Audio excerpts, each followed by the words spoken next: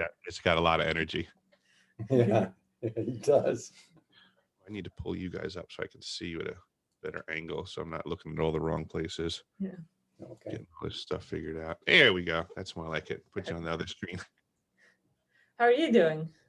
I'm doing great. The world is crazy right now, but I'm starting to put my brain in that it's crazy good. Yeah, that's a good way to do it. Yeah, I mean it's so chaotic now. I guess I'm getting used to the turbulence is the best way to put it. I don't see anything other than more turbulence coming. But I'm finding comfort in these crazy seas right now. The world's nuts right now. I mean, I don't really talk about politics and stuff on air because it mostly just causes arguments. But I mean, the world is crazy right now. I'm very disappointed as a human being, as an adult. I mean, I grew up thinking the world was never going to be like this. That there was good human beings that were doing things to make sure this never happened. Yeah. So I'm disappointed. I mean, not for nothing. I come from a military background, so the terminology works for me. So I kind of look at the people before me, and I'm really pissed off because it happened on their watch. I have some really hard criticisms for the people that came before me, and I think they're very fair, and it doesn't, I mean, I'm going to do my best to take up the burden that exists in my time, but I'm not going to lie as to where the burden came from. That would be lying about our history. Yeah. Oh, yeah. And it Yeah. just is. The way Akvile and I are doing it, we switched it off. I love to get into politics and do the research and, tell the world the pandemic is bullshit, just from the very fucking first day, we already knew how this worked to say, okay, what's the lie? Where's it going? Where's it coming from? And we just did all that, dug in and try to tell the fucking world what's going on. Yeah, these are great conversations to have with rational people. Yeah. But yeah, it'll stir me up. It'll get me going. And so like 3 or 4 different times, I've had to step away from the whole political thing. And then I get back engaged and I'd step away because I get so fired up so fast about it. And like, no, but we just switch it off. I switch it off. And we're here in a safe place right now, so safe enough. That's kind of, I think, like I am with the, I guess you would say, like conspiracy theories in a way. It's something that I pick up and put down through the years because I can only just test the waters of society around me and what they're willing to listen to. Yeah. I mean, I had a really rude awakening in 1994 when I got into the submarine service. I mean, I learned a lot of stuff about how the world really works. I remember getting off the train station in Hicksville, Long Island, was the closest train station to where I grew up, and I would get picked up, right?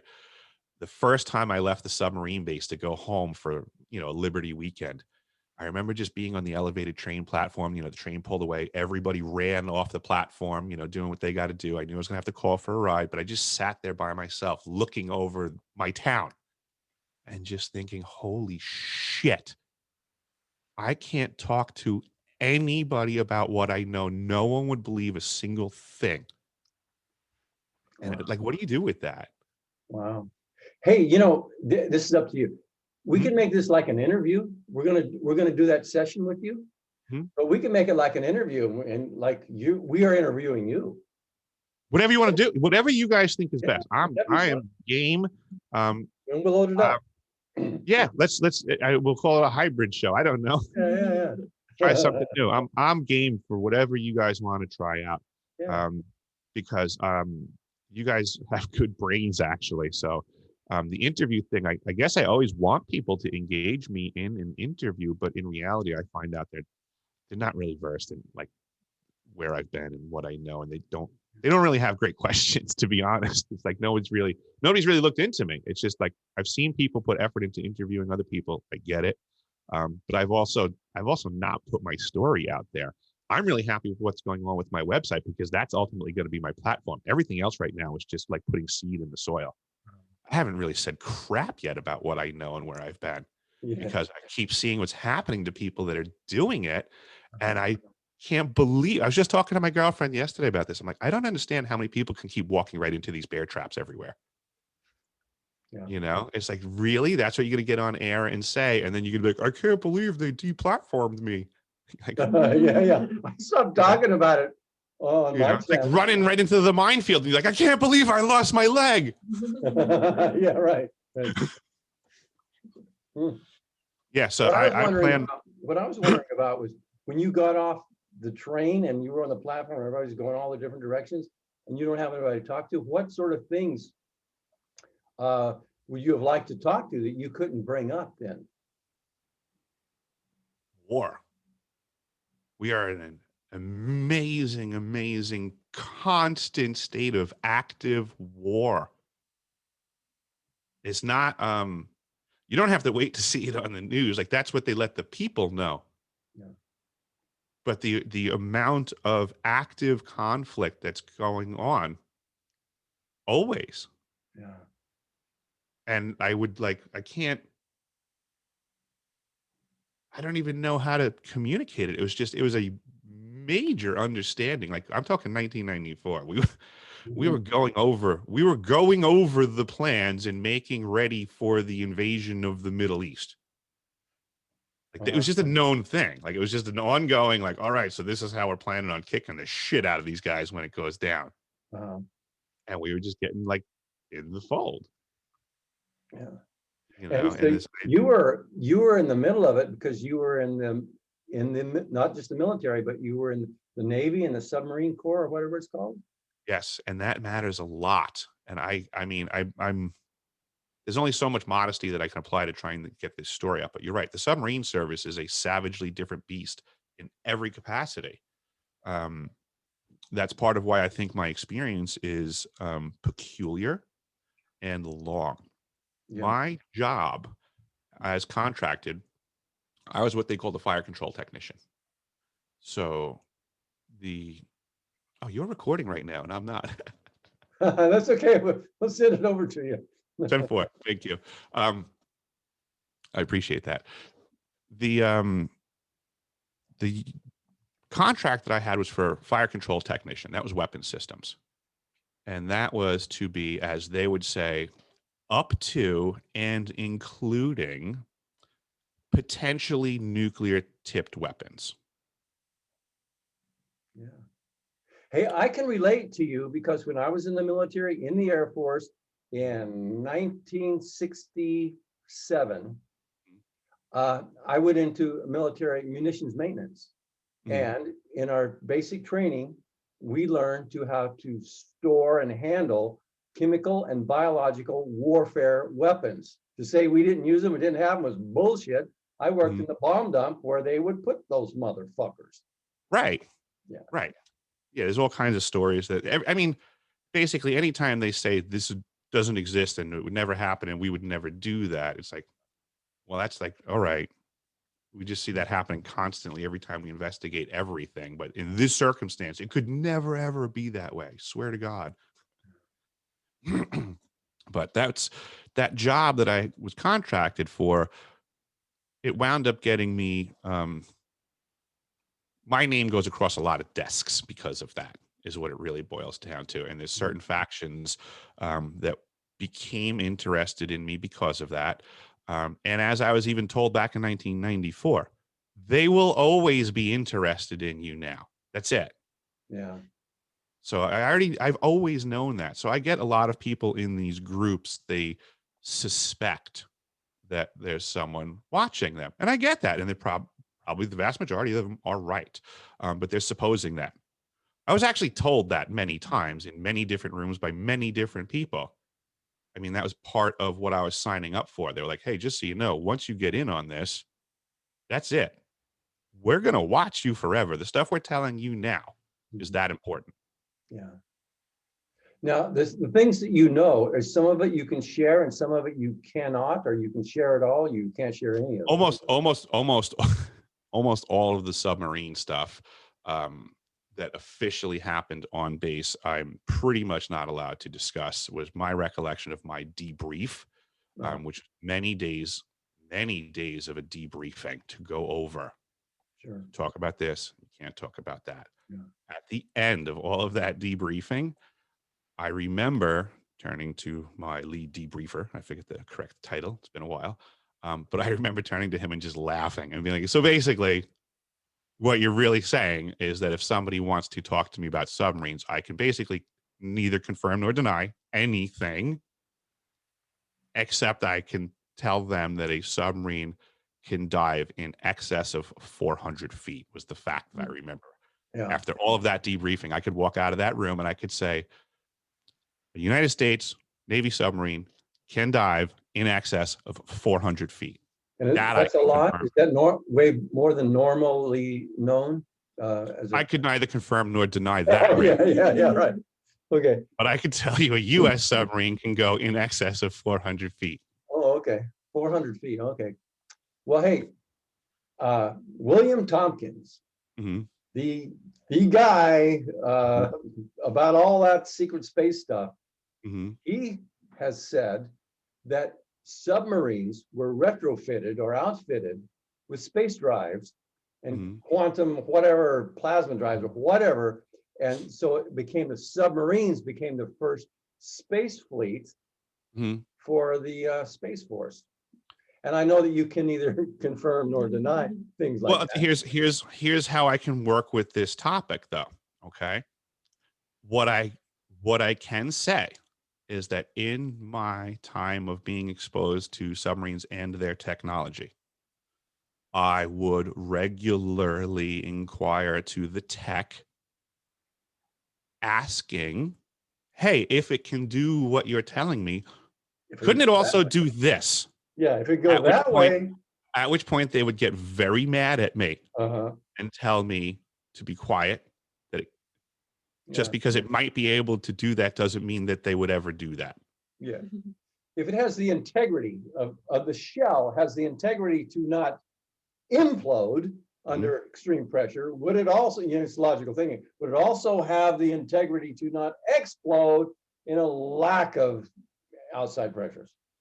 Here you go. I was told, this is what I was told there in New London, Connecticut on the subbase. Our technology works in space. I was told this because it was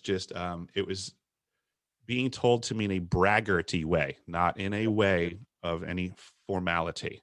Yeah, it But I would was get insult bragged to reason. regularly from folks that would say, you know, all of our money comes from NASA because they do all of the R&D through us, Mm. because our environment is actually way more challenging, because in space they're engineering for the constant of nothing, more or less, is what I was being told, which is an exaggeration, but I understand the logic. So then they would say that it's easier to engineer there. So the stuff that works in space will absolutely not necessarily work on a submarine, but if it works on a submarine, it'll work in space. Yeah. So we are the R&D department for NASA. So that's an interesting connection. And the fact of the matter is like you were just suggesting with the engineering and the hull designs, you start crossing lines of dual purposes really fast, and questions can be asked. Um, but I will say I was never given the answers that I was looking for. I just had great questions in an environment that was very technologically advanced, to say the least. Yeah, wow. How fucking fascinating. Mhm. So, hey, do you want to share more about this stuff? Is there some other angles or aspects of it you'd like to talk about, your life and stuff, Mm, or we could go into a deep dive about your secret space program possibilities and 20 and back possibilities and things like that? let's maybe try doing a dive and see if that triggers up just more conversation. I mean, I'm not opposed to stuff, but I'm not a good storyteller. Like when people are like, so tell me something cool. I'm like, I don't know. What do you want to know? Yeah. Alvila, do you have Excuse any me. questions? You want to kind of get them started talking about something and you can kind of focus in?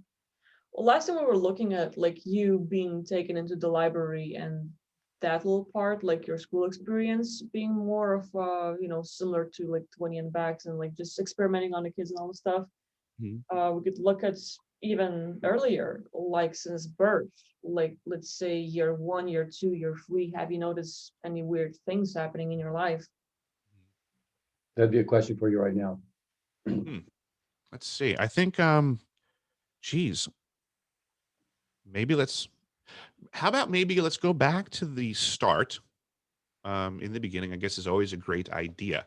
But I guess maybe stretching your skill set to its limits for my benefit, that start being, I guess, like the womb, being put in the womb. I've been told in the past, and we've had discussions that I have, I guess, previous lives. So it'd be like a past life regression point, I guess, where the switch is, because apparently I chose to be here. So I'm from somewhere else, I guess. So I guess I'm curious as to like that decision, like that point. So I was somewhere else. I decided to be here. Then I got from the womb to here.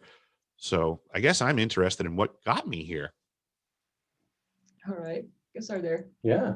Right. Because I guess that would give me definition to a mission that I seem to be confused on. Yeah. Great. Okay, well, she has her eyes closed. We're on this meter, of course. This is for the audience who's watching. And once in a while, it's like a biofeedback meter, and it goes like this, and I'll say that, to guide Akvile when she has her eyes closed.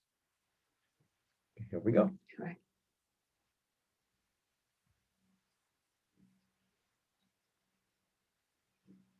Mhm.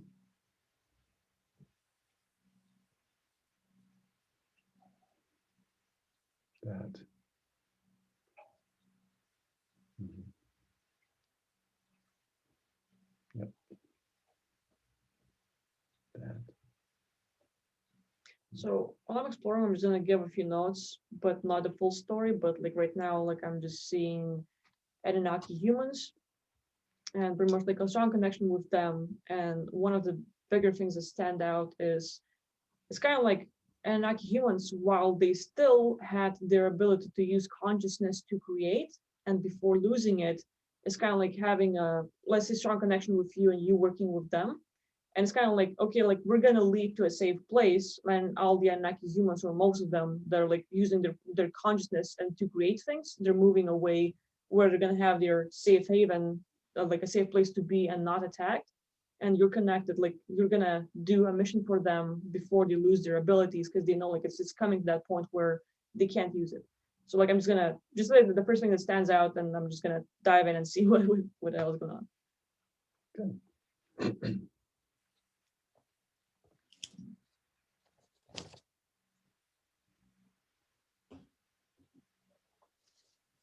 That.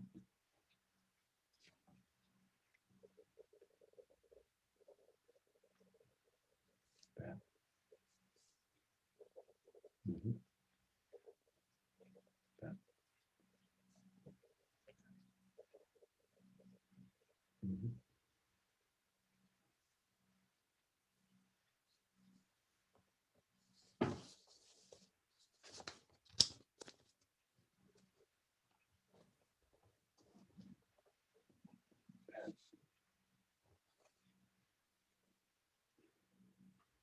That.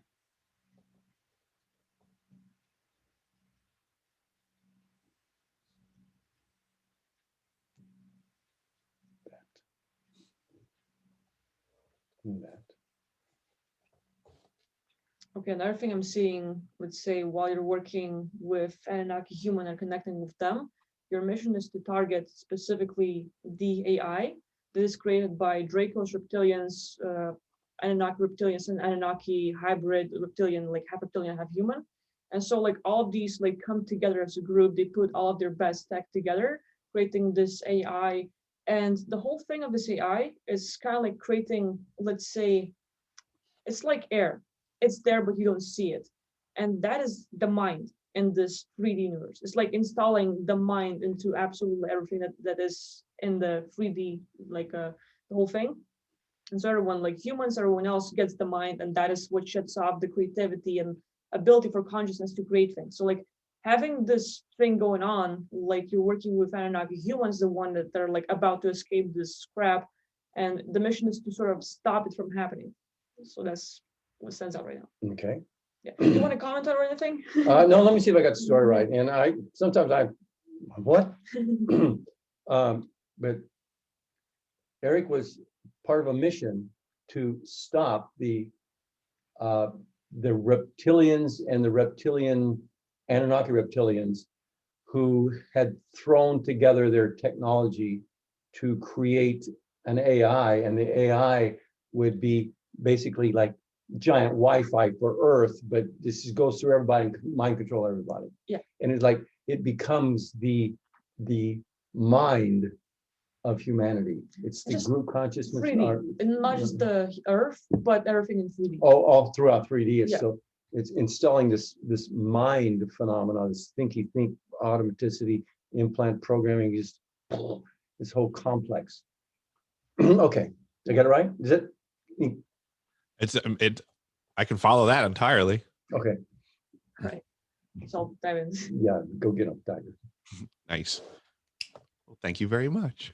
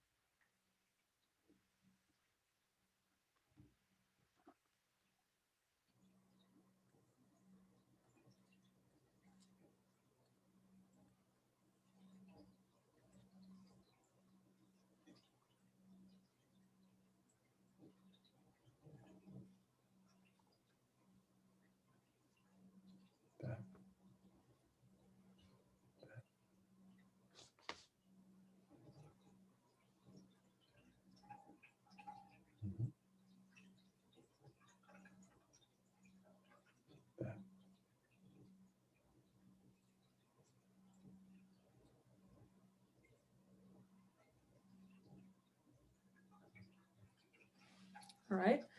And so you're going to help me with explaining things or translating what I'm saying. But basically, like what I'm seeing is, as you're working with Anunnaki human, like you're going and infiltrating the group of these like reptilians, like Anunnaki, like hybrids and all this stuff. You're part of them, but you're playing as a part of them. Like you're just like infiltrating, looking like, oh, I'm here to help. I'm going to share the tech and all this stuff. But your mission is actually to sort of install a virus to create this gap in their whole structure. And so like the whole mind, like with your help, it gets this gap into how to turn it off. And basically, like while like a Wi-Fi, it could affect absolutely everyone and be there 24/7, you kind of like install or like give the idea like, let's do this. And so it's like basically like radio channel, like you tune into a certain frequency and you can hear stuff. So with the mind, you can sort of turn it off and like, which is like stop thinking, or like should sort of like shut off, like quiet mind thing. That's where people like sort of like turn off the whole AI and all of a sudden be fully conscious and aware, and like they have all their powers. And that is basically the gap in the system where you kind of like fuck them up and like, haha, fool ya. So that's like a thing I'm seeing so far. Okay, let me see if I got this right. He's working with the Anunnaki humans, which in this context is like the good guys, kind of ish. Yeah. But they're Anunnaki humans as a faction against the Anunnaki reptilian gang, plus other reptilian factions. And Dracos and blah, blah, blah. And Dracos and all that good stuff. And so he's like a spy infiltrating into the Draco Anunnaki, Draco reptilian bunch. Yeah. And pretending, blending and like working with, and then finding the weak spot in their AI program or system. Yeah. And sabotaging it, or what? In a way, yeah, like just basically creating the gap in the system where the mind can be shut off. So this whole system they created is not going to work if you are doing specific things. Okay.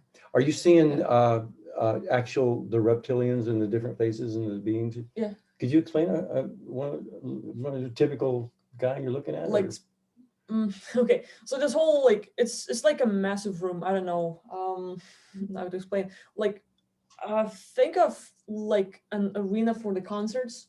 Like yeah, I was just thinking that. Yeah. So it's basically it's like an, I don't know, like Zeppelin in the kind of like Zeppelin room, and there's like a lot of text, and like there's like this massive table, but they don't really have walls or like windows, and it's like all pure tech, a lot of just like monitors and everything else, and they're just like discussing things and like working on their AI and So they're sending them 2 legs, humanoid looking reptilians? Yeah, there's a lot of those, like reptilians, like with their like long schnoz, reptilians with flat face, like Dracos, like there's a lot of kind of like fish, like let's say fish like reptilian, where they have like fins on their sides and a lot of that stuff. Are there any like the really big like leaders? Yeah, like super with the big? Anunnaki, they're like 15 feet tall or more. Wow. What color are those? Greenish as well. Yeah. Kind of like most of them. Okay. Yeah. See, I just want to share this part. A person like me, my visuals like really suck, right? And so I'm absolutely floored that hers are so powerful. And it's just like right there, Same right? here. So I feel like a lot of people are like me, and they hear this, and she goes, "Yeah." So I think when I draw it out of you, like what you're actually seeing, then we can see it. We can like, oh, okay, we can. I can connect with that, and so for me, it makes this story more deeper, believable. I'm finding the oddest talking thing. about? Were you making that shit up? God damn. Anyway, I feel like I keep getting these odd images on my screen. Are you guys even seeing that? yeah, I'm getting there were weird. just now. Yeah, I'm getting these weird flashes that are showing up on my screen too that I've never seen before. yeah, I've noticed that too, and it's only on your screen. It's not on ours. Mhm. Our window. Yeah. Peculiar. There's another one. Yep. Okay. High frequency today. Thanks, Akvile. Yeah.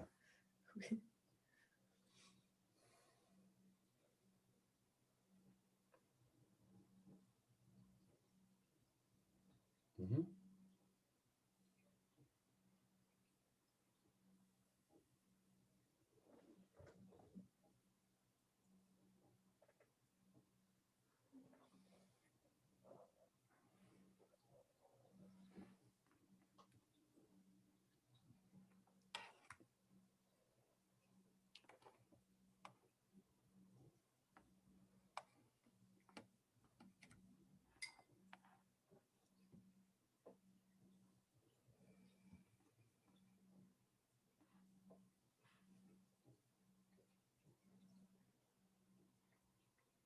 That. Big time.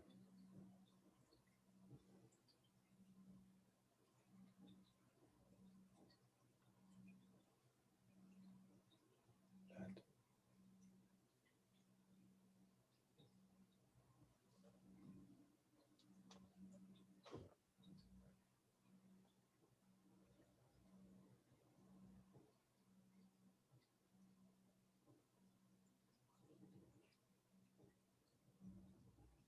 That.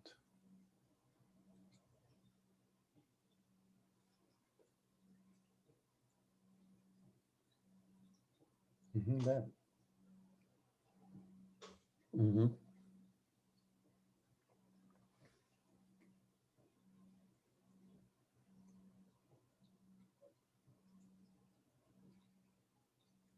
That.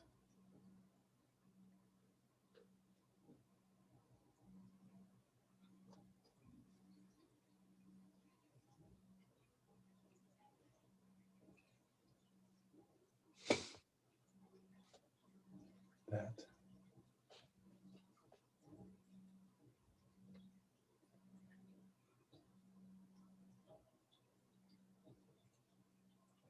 All right.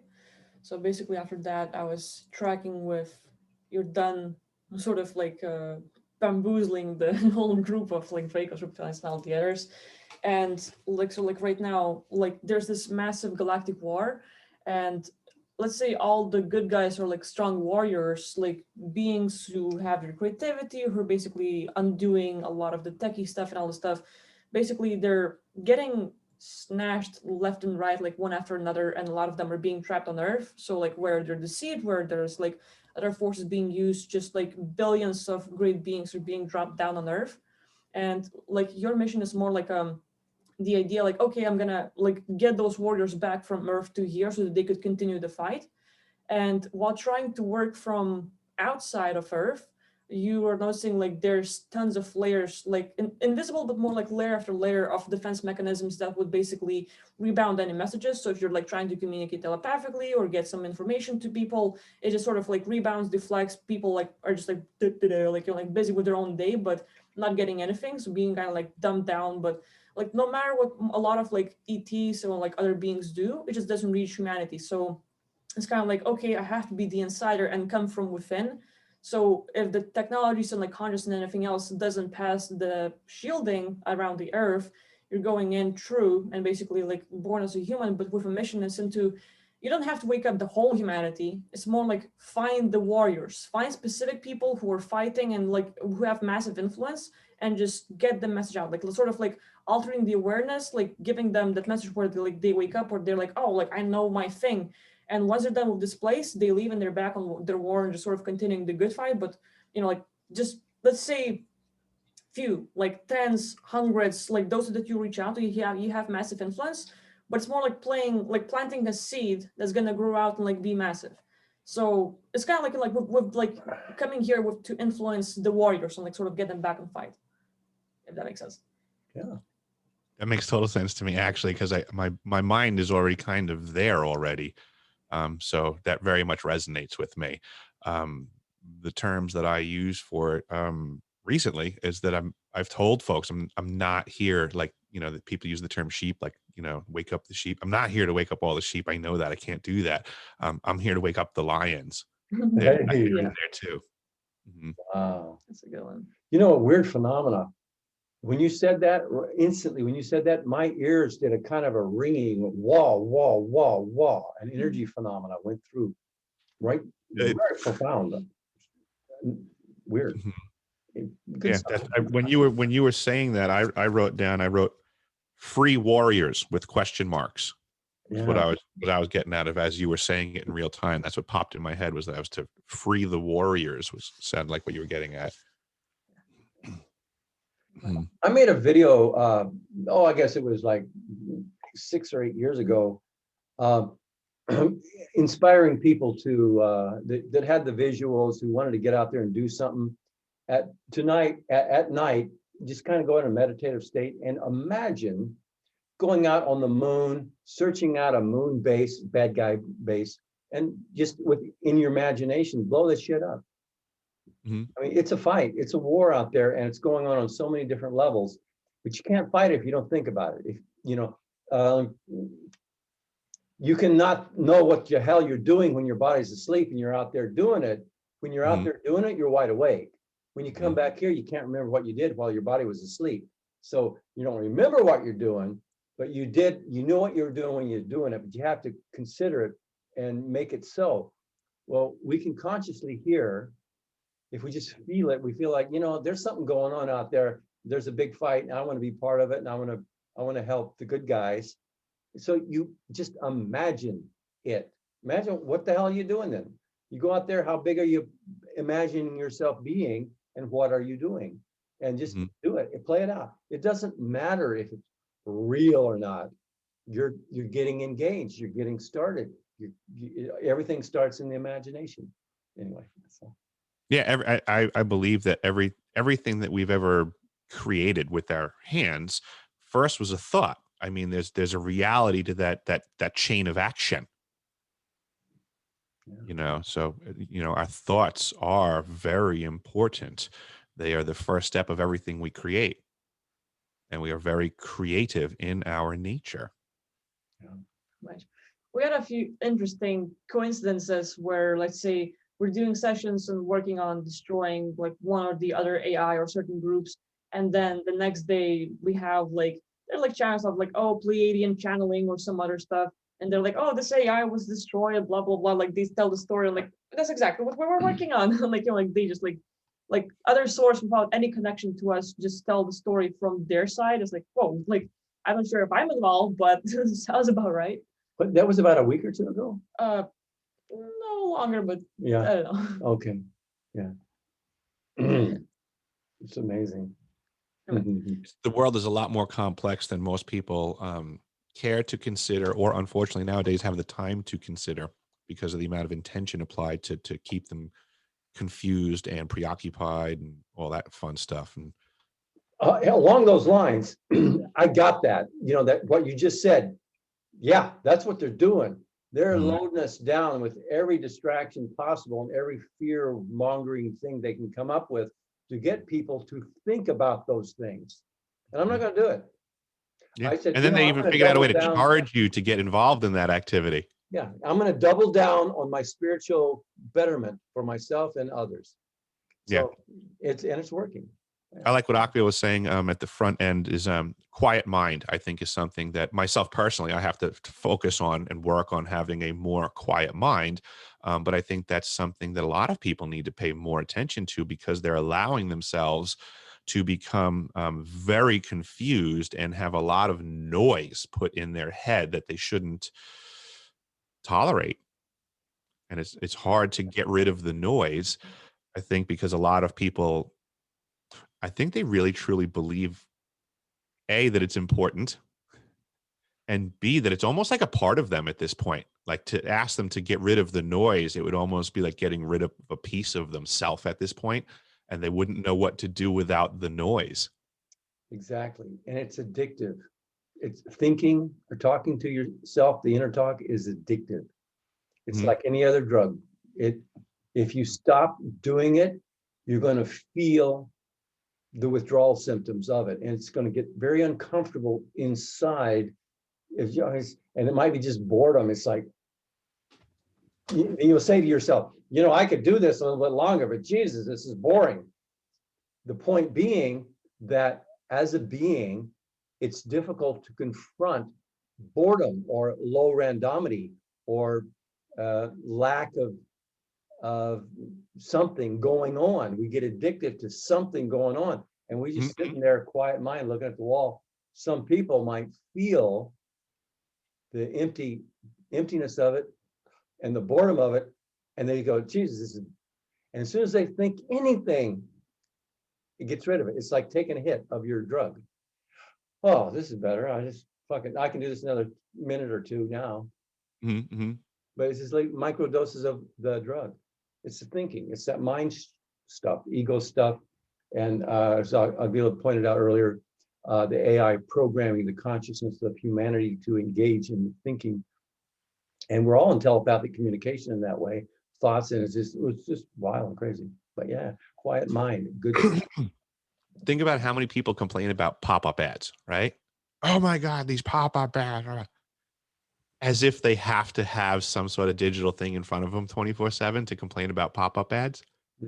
Yeah. Like the reality is they don't have to see a pop-up ad ever again in their life. They never have to complain about that ever again. They're in full control of that. But you're right. It's like an addiction. They need to get back onto that fix, Oh, they're only complaining about the pop-up ads they don't like, technically. Yeah, Every pop-up ad they like, they click right on that. They can buy something. That's funny. And then they thank the algorithm when that happens. Like, oh, I'm so happy that we have all of this because then I would never have known that I could have bought that today. Yeah. Good thing you let them know where your butt was 24/7 so they knew exactly what handbag you needed and when. Yeah. Well, okay. Did you have more? You were like on a trailer or something? Yeah, like does it seem like we touched the origins, like the reason of coming here, or should we dig deeper? Like I'm trying to think of where the deeper direction would be on that one when you put it that way. I mean, I like everything that you just said. Two days of deeper. One is further back in time, and the other was in more detail, like inner deeper. How about let's do the time deeper? So I like the sounds of that one. Previous conversations we have had. So this does align. So now you have stated before, and I'm going to butcher the word, but you had said something. I think you said a Trucyon was some sort of a being with a different physical. Like you said, it was more of a light being, and I was that type of being used by the Anunnaki. So I guess in the way that you just said to route out the Draco AI, all stands to reason. But now if we go further back in time, I guess to the Trucyon aspect, we can go in that direction. Like how did I go from Trucyon to Anunnaki infiltrator? Akvile, could you explain what a Trucyon is for me and viewers? Okay, so like a Trucyon is like a, let's say, to explain, think of a human body outline, just the outline itself, like hands and head and all the stuff, but fill it with this never-ending vortex, or like you're staring at the multiverse itself, like it's just the energy, like the swirl, the vortex, whatever. Wow, it's just the whole body is that. Okay. And the whole being is a portal itself. So whatever goes through the being can teleport anywhere else. But just like with the snap of fingers, it can create stargates, portals, other things. And basically, the main mission is to find those that need help, like let's say invaded worlds, like being attacked, and like these beings will appear and have the whole civilization to like teleport to some other place. And good guys, simply put. Yeah, good guys. No, well, no, I didn't want to cut you off. I'm just defining. It started out as good guys. And still is the good guys. Yeah. Okay. So that probably would be the definition. Okay. That makes sense. Yeah, it does. And those the description of it, I've actually seen some CGI renditions of something similar to that, 3 or 4 different renditions of it. It's just like the outline is, you see all these stars and galaxies within the. Sounds pretty cool looking to me. Yeah. I mean, if I had to pick what kind of alien I was going to look like, that sounds like better than like Draco reptilian alligator face. Yeah. I don't know. Alligator face is pretty cool, you know. Wait, no, I'm kidding. Go ahead. Okay, so like I'll jump in and see the connection, like being a Trucyon and how do you end up infiltrating and all this stuff as well. Okay. Right.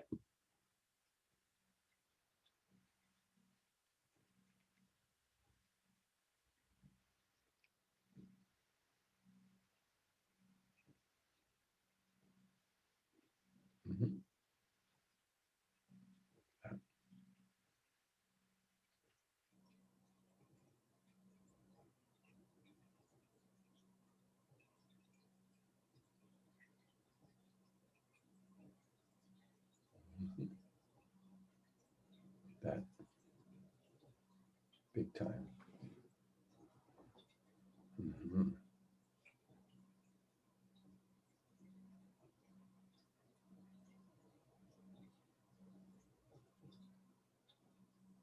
That.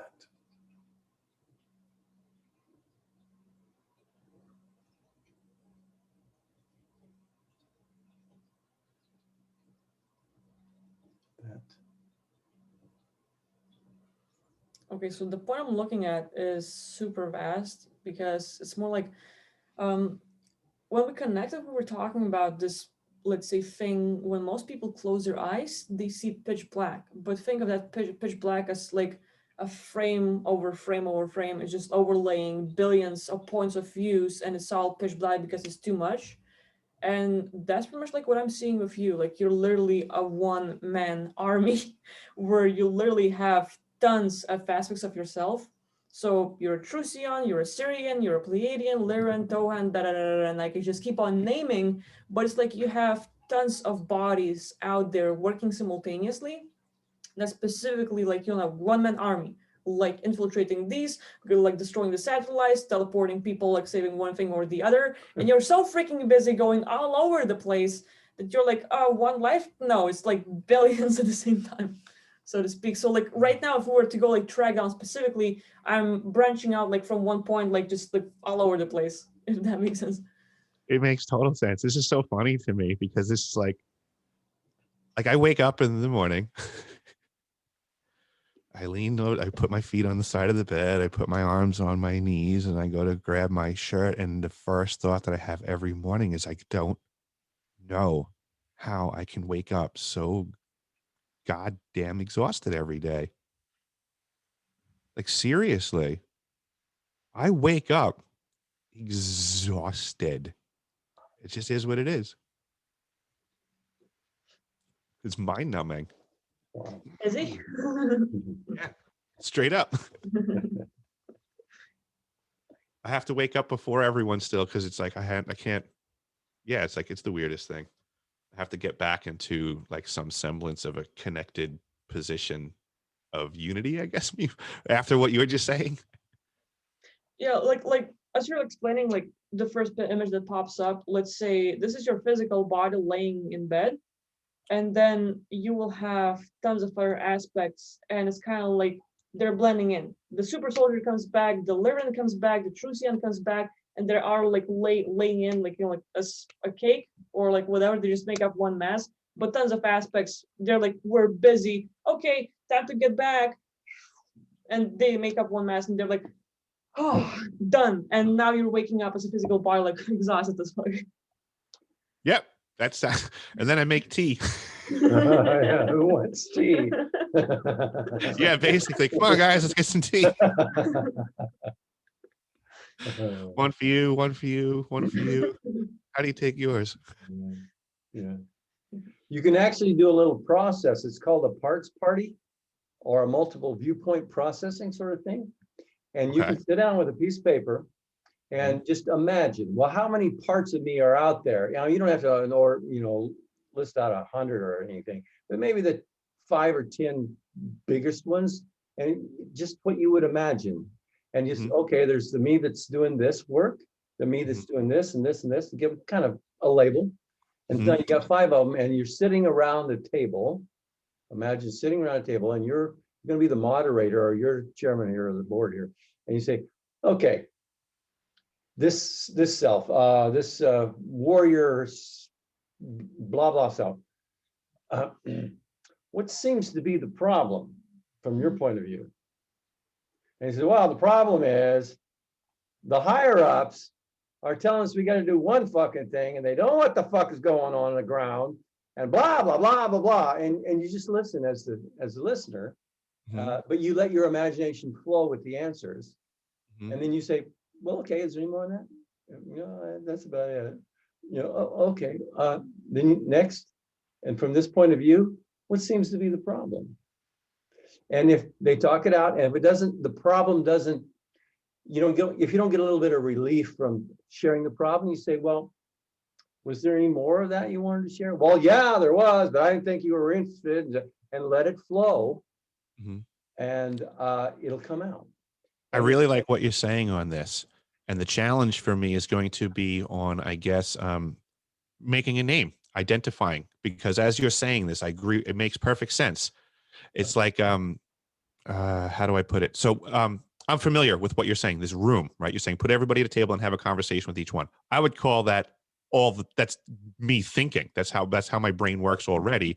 I'm already in that activity, right? Where if something's going on, I have these different aspects chiming in. You're right. That is how it works. I have an expanded consciousness is the way that I look at it. When I have a problem, I have many points of view coming in simultaneously.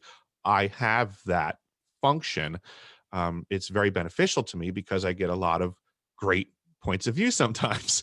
But then there's also times where I am aware, it's like, listen, this is out of your league.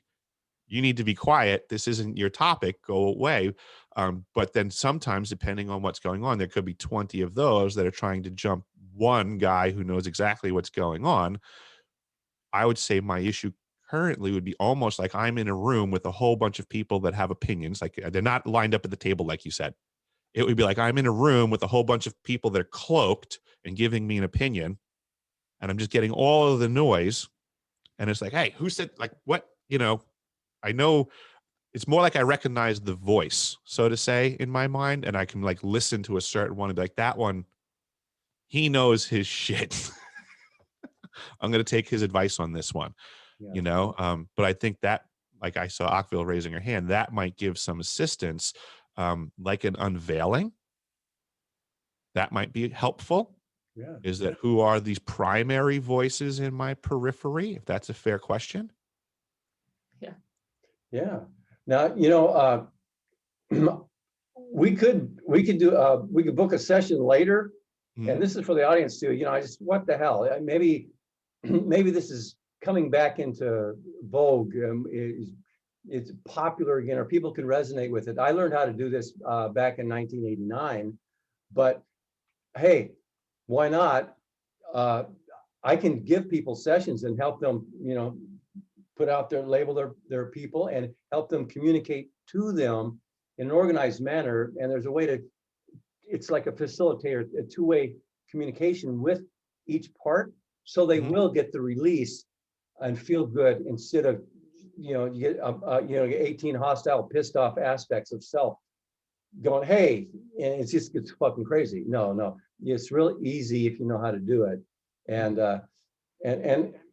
you can do it yourself, I'm sure. But now you know that these techniques, these little principles of ask when you do get them labeled, and you're the boss, and so what you say goes, but you give each one a say.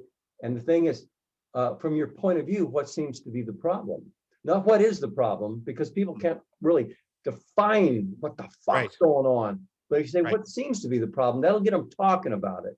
And Mhm. that's all they need to do, unload it. And if they can't unload it, they go really wind down. You say, well, is there more to that? And if that doesn't work, you could say, well, okay, is there an earlier similar problem or issue going here?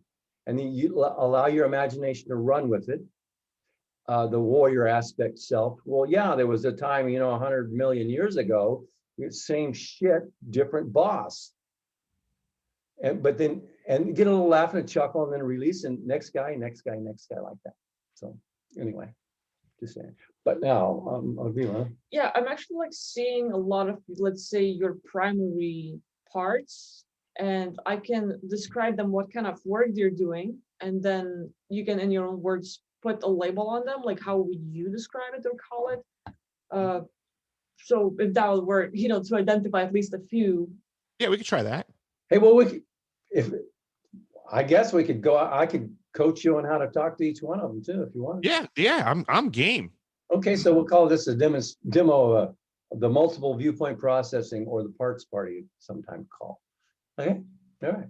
So you're going to help them identify the parts? Yeah, so like one of the biggest ones is like the Trucyon part. It's still active, and like where you call it Trucyon, like the main job is, again, like finding the worlds that are being attacked, targeted, occupied, and sort of like going in there and kind of like helping people to escape, like coming there at the last second and just grabbing a bunch of them and just creating this portal and like moving them to the safe place. So I don't know if you want to pull label on it right now or not. And I can just go in and like check out more of these aspects that seem to be like more active in them. I don't know how I would label that, but I do associate with that image because that is it is a often recurring dream, lucid dream. For that whole evac thing is very prevalent in my mind's eye. So I can associate rapidly with what you're saying there. We could call it the Trucyon part. Yep, the truth. Yeah, that works for me. Yeah. I can picture it in my mind. I get the image when you say Trucyon now. I see that person, and my first thought was almost light skin, but not as in light as in fair, but light as in like illuminating. Yeah. Like my light skin person. Okay. We'll get some more of the parts, and then we'll come back and we'll talk. 10-4. Yeah. So another one that's actually pretty active, and like it's a morale booster guy. And basically it's coming through a humor, but like literally communicating with beings telepathically. But let's say the warriors, those that are busy, it's kind of like breaking their, how to say, if they're super and like stressed out or focused on something, you're breaking the cycle by like snapping them out of it. And like a joke or two, but like literally like keeping a high morale where everyone's like, oh, just like they get back to reality or to their true self in that way. So I don't know how would you call it, but there's a lot of part like where your humor as that part is just shining through and like affecting a lot of beings, like where it's healing them or snapping them out out of their thinking or whatever, but there's that part. I would go right to that one being the jester, and similar to like the fool card in tarot and the skill sets of that fool. Yeah, actually the smart one, huh? The wise one. Yeah. Okay, the jester. That's good. Next one. Yeah. Oh, and I'm sorry. Go on. If you think of some, or there's some that you know of, and you want to you can share, and I'll write them down too. It doesn't have to be just Akvile looking them up for you. 10-4. Okay. Yeah. So the other one that like I've seen, like I also like seem active, is more of, let's say, super soldier. It's pretty much a warrior going right like in the front lines, doing all the hard work. So whereas like being dropped out on the enemy bases or just infiltrating the ships and just going right ahead for the boss is kind of like just targeting the heads, like destroying the whole structure by destroying the leaders, so to speak. So it's like, I don't know, like very active and very fierce, I guess. If that would make sense. Good. I would just go with that one being the headhunter, the super soldier headhunter. Okay. Stands to reason in that environment and context. And for the others, like I'll dive in if that's okay. Yeah. Yeah. Yeah. Okay. Yeah. So she's going to dive in and look for some other parts. Okay, the only way to sort of again, like engineer architect, like between those two, but it's more like creating tech, and it can be very small, let's say like nano size, but it's kind of like creating this massive net where it's like either like defense mechanisms or killing off the AI like mind thing, creating the safe zones. But there's a lot of like being techie and like actually getting involved. So like, I don't know, like between those two, engineer architect, where it's like involved with a lot of the tech, but working for the good guys, stuff like that. Like my good nerd. Okay. My inner good nerd. Okay. Cool. Right. And another one, or is that enough? It might be enough. How are you feeling about it? Just do you feel like do either one of you feel like there might be another important, one or two important ones that should be at the party? Yeah, yeah. There's the guy that knows it all. Okay. Oh, that guy. Oh, yeah. I think my girlfriend would have a name for him. Yeah. I'm saying this because like it just pops out. There's this aspect of you that accessing like Akashic records. Like, let's say the part of you in the library, and where's a lot of times like just trying to access your like memories to know what you know, to sort of like, you were the insider, so we want to know who's our enemy, and to know the enemy within, they have to jump within you. And that part of you that has experienced so much and knows the hardcore information that no one else does, it's like that know-it-all that I would call it, like, you know, however you would name it or whatever, just there's a lot of information that happens. It's like I have a high level of cumulative experience. It all adds up to something. I can follow that. Yeah, we need just a label, or just my well-rounded guy. Okay. All right. That seems to be the major parts, I guess. Okay, that's all on this side. Do you have any more that you think would be important, or you feel that a part of you that, especially like you feel like at night, or you wake up in the morning and you feel exhausted, like what the hell could I have been doing out there?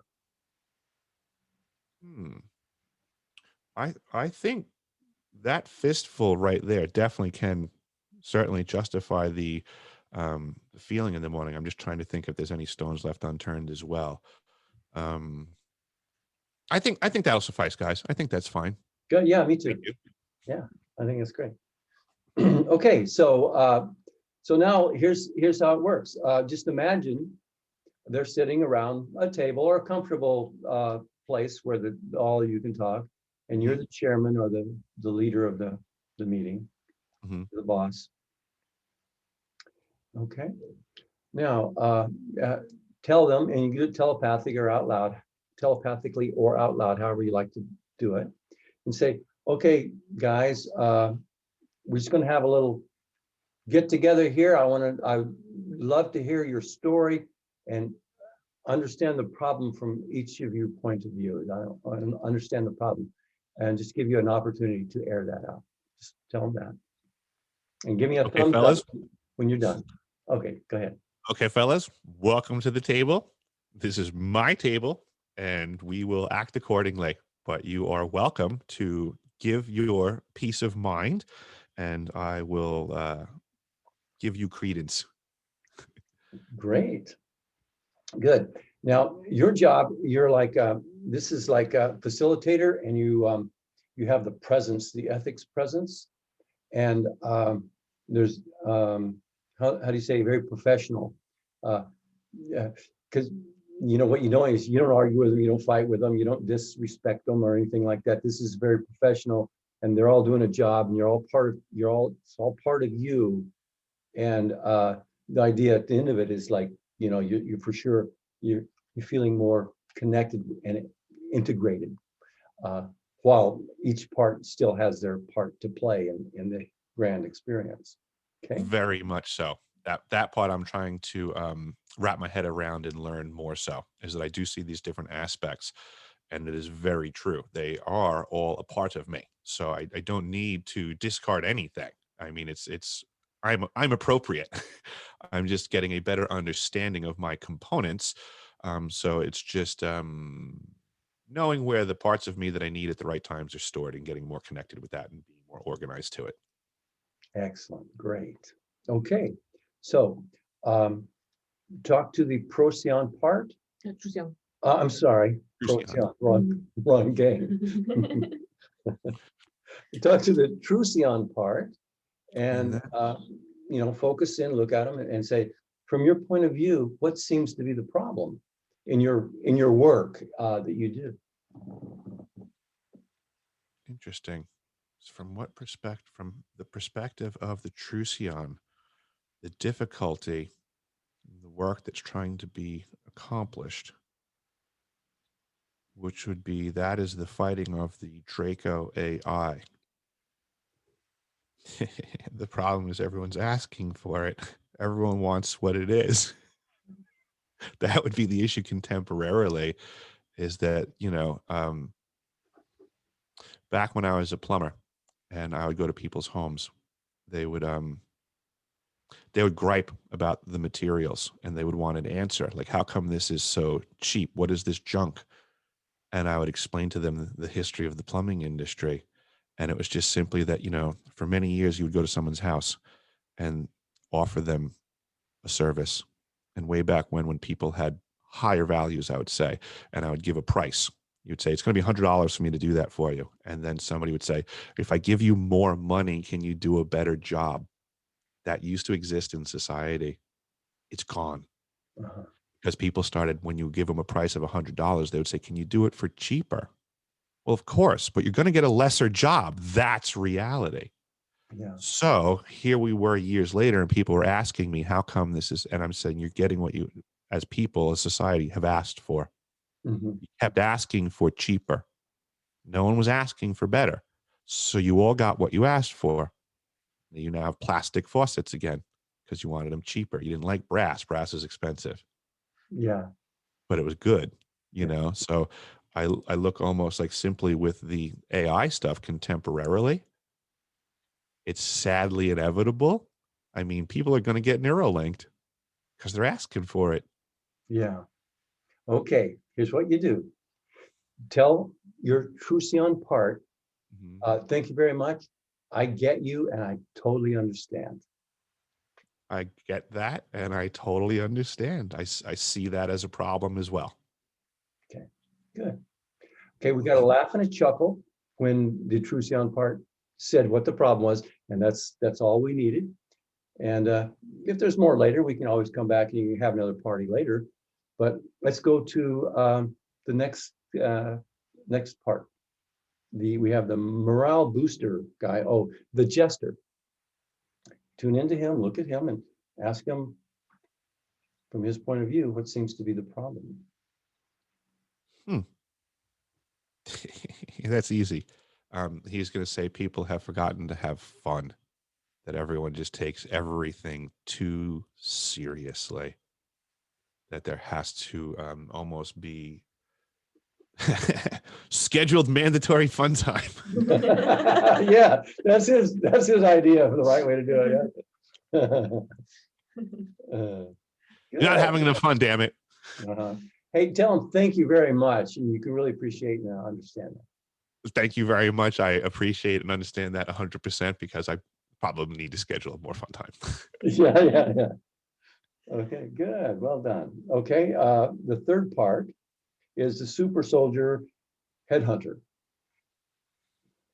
Ask him from his perspective what seems to be the problem.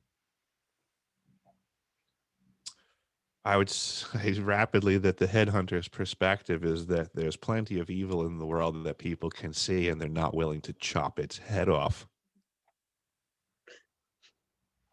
Mhm. Okay. Ask him, is there any more on that?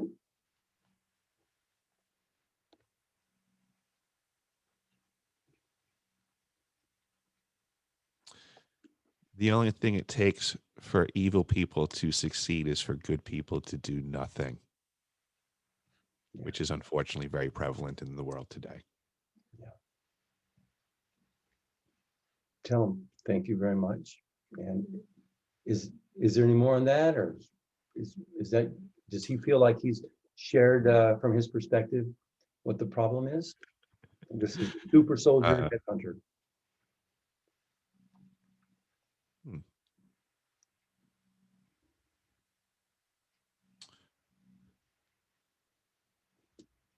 Right thoughts are only valuable when they're followed by right actions. Okay. Good. Excellent. Thanks, headhunter.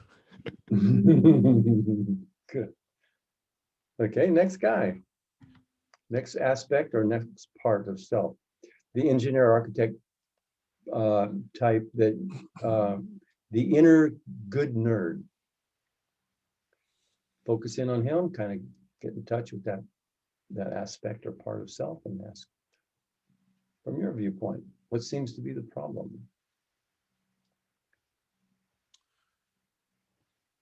My inner good nerd would suggest that the problem today is that folks don't seek to elevate their minds. There's a difference between knowledge and wisdom, and having access to knowledge on a smartphone or other internet connected device is not making you wiser. It's giving you access to knowledge, and you need to learn to actually elevate your mind and become actually educated to have a discerning mind, um, to actually learn how to think. A lot of folks think that they're thinking nowadays, and it's not true. They are regurgitating somebody else's thoughts, and that is a wholly different activity. And I don't know where to begin to tell people how far off the mark they are from learning right now. And learning is an active activity. It's not a passive one. You can't have information thrown at you and call that learning or being educated if you're not taking an active role in your education and the elevation of your mind and perspective. It's probably going in the other direction by someone else's intentions. Mhm. Yeah.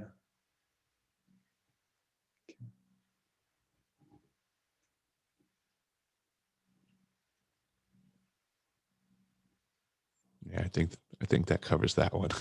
Okay, good, good, good. Tell him thank you. Thank you very much. Very Smart wise, guy, very wise of you.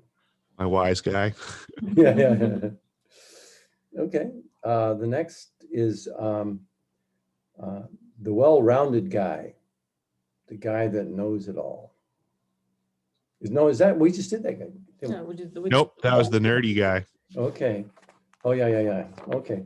Yeah, the guy that knows it all, the well-rounded guy.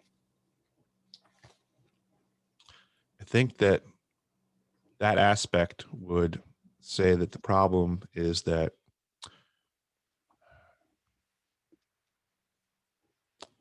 folks are not experiencing enough. They're too single-minded, that we need to actively work on getting outside of our comfort zones and the boxes that we are so often um, placed in by society. We get caught up in societal roles, and we do what we feel is comfortable and fitting. and we can function outside of those roles to broaden our horizons and perspectives and experiences. And I think that there are forces in our society that are actively trying to keep people in their homes all the time, paying their mortgages.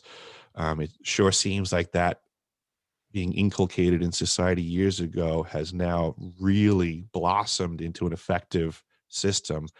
And I think that we should always fight against that. I think exploring and getting out and about goes back to what my other part was just saying about elevating your mind and things, that you need a depth of experience. You're not going to get that from literally maintaining the same perspective day in and day out. You can mechanically change your perspective, and then that'll help you change your other perspectives on an energetic level. You can mechanically change your perspective. You literally get up and go 100 miles in any direction and change your perspective. Yeah. And there's a lot of miles on the planet to go to see different perspectives and meet different people and see what their perspectives are, and allow yourselves to have an exchange of perspective, unlike the singular one that people want you to have just staying in your home.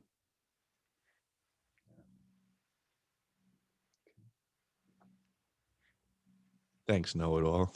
Yeah. Very good. And do what that guy says, because he knows everything. Yeah. Okay, Travel. so the wrap up is just tell everybody thank you for sharing your your perspective, and we can get together again anytime you'd like. All right, fellas. Thank you very much for coming. Please put the chairs back in when you are done, and I look forward to chatting with you again next time. Okay. And that's the parts party. One way to go and do that. That was fun. Yeah. Okay. I can feel it. Yeah. Yeah. I was going to ask you, generally with all the buzz and all the stuff, does it feel more calm regarding that sort of internal? I do feel calmer now, because you just put me through a motion of transitions, and I would say that transitions are taxing, and that post transition after the taxing always feels calmer. It's like a post storm. Oh, okay. Good. Okay, so that's the end of that. Now, what would we like to do? I wonder, like maybe in the upcoming days, the mornings when you wake up, you can try to define how you feel, not physically, but consciously, like the emotion, or like what kind of beingness do you wake up with? Because you might wake up one day with a fight, or one day with I just saved the planet, or that was tough, and just see what kind of personality or beingness comes up in the morning. And that's a part to explore, like as a being who might share the problems, or you might help out as well. And I could give you info on that right now. right. I'm uber aware of my mornings. My mornings aren't very good. I like your description was very good. That felt comfortable to me when you said that, because it does feel like a rough arrival. A whole bunch of dudes, just like almost a whole bunch of dudes fighting for one spot that's comfortable, and there ain't enough room for everyone to get comfortable. So it's like almost as everybody's jam packing back in, it's too much, it's uncomfortable, and I have to get up. So it's not a good spot. Are there any unwanted parts? Like, I'm asking because let's say we're seeing your body as a vessel, and think of it as empty space. And so you have your consciousness in the state taking up everything, but there are parts, let's say the worker, the enthusiast, the jester, like all those parts are coming back. But there might be infiltrators, bad guys, pretenders, whatever we want to call them. I can follow that. Yeah. Yes. Bad thoughts, not mine. Know thyself. Yes, I have what I would say are infiltrators is a perfectly good term. Infiltrating thoughts that I believe in that realm. I mean, the way I look at this, Akvile, is I look at it like it's your realm. So I feel like I'm messing it all up by trying to use my words, because I don't get to see in there. But the way I feel like, from what you are describing, I'm apparently pretty powerful over there, is what I would gather. So I imagine there's immense forces being used against me. And I would imagine one of the smartest things they could do would be to try to use my fears against me. So in that environment, if they can trigger um, my fears, then that's completely to their advantage. Yeah. And I believe that there's something going on at that time in the morning, at that retreat of the troops, so to say. I don't know how to put it. Um, Advantage gets gained by my opposition, and they can do something that it's almost like as if we're running off the battlefield for the night. Like there's a weakness that gets opportunized, and there's a negativity that can get thrown in there, and I have to work against it. I mean, it is what it is. I mean, I have to look at it as it's not me, it's not my concern, but someone's trying to make it that. Yeah. But it's hard. I mean, it's hard. Like when someone throws your greatest fears at you, I mean, they're doing it for a reason, not because it's easy for you to deal with. It just is what it is. Like, so imagine like a bunch of guys wearing the military uniform, like they all have everything set and ready, and like they like Jenkins and Adam and like a bunch of others, but like bad guys come up and they wear the same clothes of your troops, and it's gonna be the lazy, the worrier, the can't shut the fuck up aspect, blah blah blah, just tons of these. So like kind Okay. of like give them personality, like give that being a label, because we can literally find a group of infiltrators and just like get them out of your space because they're taking up the space and you're feeling like, damn, like they're using up your energy. I can follow that. I guess like the doubter would be one title that I could think of, like, because that would be in the grand scheme of like what I would imagine if the other crew is together and they're working towards something. I would imagine that crew is probably fine and dandy moving forwards, and then there would be some other aspect that we could say as a doubter that would be like, hey, you guys can't really pull that off, and then that would be where maybe fear would start to come in. So I could look at it that way. Yeah. When we started talking, I picked up one thing, and it sort of explains right now. It seemed like giving energy away. Like, hey guys, take off my energy, and just like instead of being a sponge and gathering everything, it's the opposite, where it's just like whatever you have is giving it to everyone else. But it's not the good guy. It's actually someone like who just trying to squeeze out everything from you and just like that. So if you can give it a label or whatever, it seems like part of the being. Something trying to, yeah, that would be I can picture that as my bad fighter, my untrained fighter. And I look at it as it's like an untrained fighter takes too many hits and wastes a lot of energy, is the way that I look at it. So it's my untrained fighter would need to not move forward so boldly and take so many hits. And it's like a video game, like taking damage points unnecessarily is, I guess, where my brain is going.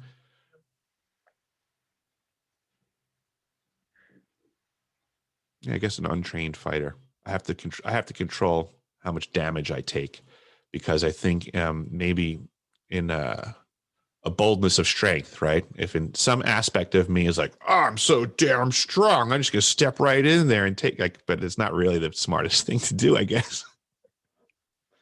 You know, stepping in and taking all the hits. Right. I'll tell another one. Think of the aspect who's a little sellout and he doesn't get enough acknowledgement from you. So it's basically selling out your information, what you're gonna do, your experiences to the other parties. And they acknowledge him, they give him whatever he wants, but he's basically staying within, just sort of like whatever you have is gonna be like information, thoughts, energy, like, yeah, take it. Oh, I'm so mad at you for saying that, Akvile. I got a little sellout in me. A little son of a... I never thought of it that way. I got to learn to like that guy, huh? You don't have to like them. These are the Yeah, he's a part of me though. No. no. Oh no, this is the infiltrator. Yes. Thank you. Whew. Yeah, yeah. And Okay. same with the untrained fighter. Yeah. The untrained fighter. It's Okay. the idea is when they I have come to into get your that. space, Thank you for that correction. yeah, the untrained fighter and sellout, they come into your space, but the whole process is to become you or to get you to become them. So you shift consciousness and identify with that personality and character. And now you think you're the untrained fighter walking in there, and now you're taking the hits because you're the untrained fighter. I just caught that. That's the connection. That's what I wasn't following. I was thinking of these as parts of myself, but you're right. These are the infiltrators. So the idea is to get me to like you said, I'm not these things, but if they can get me to associate to these things, then that's where they get the win. I'm following you. Yeah. Okay. So- Smart Whew. character I'm here. like, I didn't want to have a sellout in me at all. Yeah. And so Okay. that untrained fighter is not just taking the hits, but also giving the ammunition to the enemy. Hit me. Oh no. Yeah, it's so funny because and then as I was saying that, I'm like thinking to myself, and I know better than that. You don't just do stupid things like that. Yeah. So those are not parts of you at all. It has nothing to do with you. It's the enemy that merges with your physical aspect, shows up as an emotional part or the thinking part in your beingness throughout the day, and you wake up with feeling lazy, it's not yours, feeling like other things, those are not yours. Like it's the other guy's trying to infiltrate you and fuck you up in that way. Mm-hmm. Wowzers. Yeah. I'm gonna find that sellout. I'm gonna root him out. Yeah. So I don't know, like you can other than like name other aspects, like the one is constantly exhausted. Like, why the fuck are you here? You know, like think of like a person who's always lazy and always feeling like exhausted and all this stuff. It's not you, but it's overtaking the whole thing, you know, like I'm gonna be the most present in the morning, you know. And there it is. Yeah, and that's what I do. I have to I have almost I guess like a methodology. Like I do know that's wrong and it does agitate me, but you had asked my feelings and those were them. Like I do wake up with those feelings, but I am, I guess, mechanically fighting it. I mean, I go through the motions I consciously am aware. I'm like, this can't be right. I can't be exhausted right now. It doesn't make sense. I just woke up from sleeping. You know, it's like, so I have to, I concentrate on those thoughts being erroneous. But now with titles and things like that, it'll, I guess, make it more fun and less taxing. Yeah. So these beingness, they show up with making you feel certain ways or even with thinking. And they might have your voice and like it just comes out as your mind. It is Eric talking right now in his mind and saying, damn, I feel so exhausted in the morning. And that's the other guy pretending to be you. And so like you can like follow the thought patterns, the feeling states, and literally like, oh, it's not me. It's the infiltrator trying to mess with me, you know? Yep, that's the know thyself stuff. I have a little bit of mental training, and that one I focus on a lot is the know thyself. And I do try to trace my own thoughts back to source constantly, because then that's how I can divine out, you know, that I think someone's trying to make me think something poorly. You know, a lot of folks laugh about 4G and 5G and all of this stuff, but I've been saying, like, you know, everybody's worried about what's coming around the corner, and I'm just going to be like, hey, I'm sorry, it's been going on for decades. Sorry to be the first one to let you know. Yeah. Oh, they're going to put voices in our heads soon. No, they've been doing it for quite some time. Yeah. Yeah. So with the whole, let's say, infiltrator identities and all this stuff, like we're talking about your vessel, think of it as a container, and now it's being filled up with infiltrators that are taking up space. And so you're being crowded, like the whole locker room you were talking about, like it's basically so crowded, no one has a space to breathe. But if you take out the guys that are not supposed to be there in the first place, where you visualize and sort of like you gave them labels and you're like, you know who they are, you identify them. And so you can like get the hell out. And whether you do it consciously with your thoughts or you focus and just basically just remove them from this container of your body, literally you make up space and now your other parts are having like the energy and like, I guess like, which can add more because I'm not that good at explaining things, but yeah. You can actually have a discussion with them as well, like a parts party. Mhm. It's a little different. There's different kinds of entity release work. A lot of times, like if there was an infiltrator in a business organization, like a spy for the opposing company, if he was found out, he would not show up tomorrow. You find out that what they're doing in your space, who they are, who they work for, what are their intentions, their story. You find out what's going on. Oh, they're not going to show up to work tomorrow. They're going to get out of here before they get caught or punished. And it works the same way with entities in our space. When you can really spot them. And now they might be forced in there and they can't leave. They're busted, but they can't leave. Some other aspect of them is held hostage. They're being blackmailed. They're being threatened. They'll be programmed. They can't leave.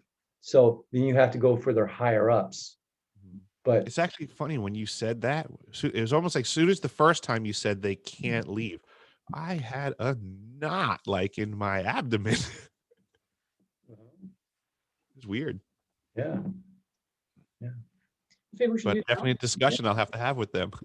well, we can do it. We can do it now. There's several different. There's many different ways to deal with entity phenomena and clusters of entities and phenomena. So we can just choose one and By all go. means. Yeah. I mean, if you guys have more tools in the toolkit, I'm game to work with professionals. Okay. just touching the surface here. Yeah, no, let's do it. Okay, so let's just go. Let's just start with this. Look at my voice is starting to close up on me. Somebody doesn't like this. You don't want water? See, I got the knot in my chest, and Yeah, you're yeah. locking up. Okay. I'm gonna do some headhunting. Yeah. Okay. You can. We're going to use a little bit more of a powerful technique, similar to the parts party. So this time, call up, invite, and it's not like being mean or punishment. It's like a diplomatic, more like. But you're going to call up the doubter, the untrained fighter, the little sellout, and the exhausted. Okay, so we Call them got up. untrained fighter, the We're doubter. go with compassion and understanding. I just want to make sure I got this list right. We had the untamed fighter, the sellout, the doubter, and I'm missing someone. The exhausted guy. Exhausted. Okay. The exhausted. Okay. So we got the untrained fighter, the sellout, the doubter, and the exhausted guy. We're gonna need those guys front and center. So Yeah. they're ready for chatting. Yeah. And, it's not a formal reprimand. It's just for exchanging info at this moment. Right. And Finding out what's going on. Root cause analysis. yeah. So another a little bit of a tweak approach is, see, these beings or these personalities or these entities or whatever, they become you and you become them. It gets a merge, and you wake up in the morning and you're doubting. You are doubting, right? Or you wake up in the morning and these things are going on. So in this process, it's like the parts party, but instead of asking them from the viewpoint of the doubter, what seems to be the problem, instead of asking that in that way, you become the doubter and say, as the doubter, what seems to be my problem? But what you're with the intention of becoming that entity phenomenon in your space. You be it, but you're being it consciously now. And you being the doubter. Yeah, I'm the doubter. Define the problem. What seems to be my problem as the doubter? What seems to be my problem? Oh, well, I can't necessarily see how things will work out. Okay.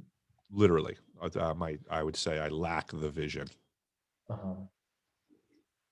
Okay. Now, if a problem was only a problem because there was opposing forces that made it so, either an effort and a counter effort, an intention with a counter intention, or desire and a counter desire.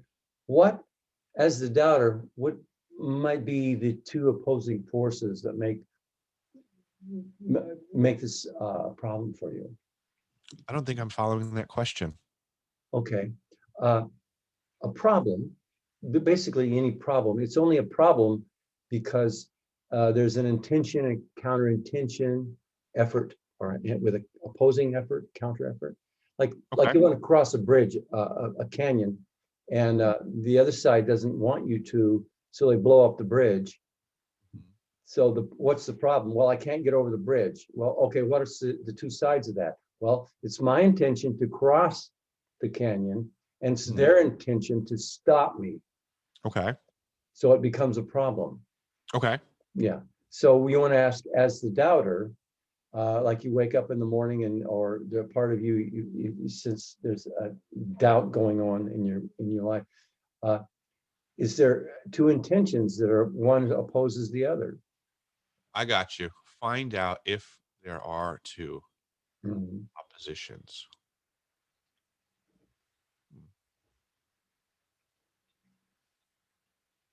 I don't know what to do with that, but it's a great position to put me in.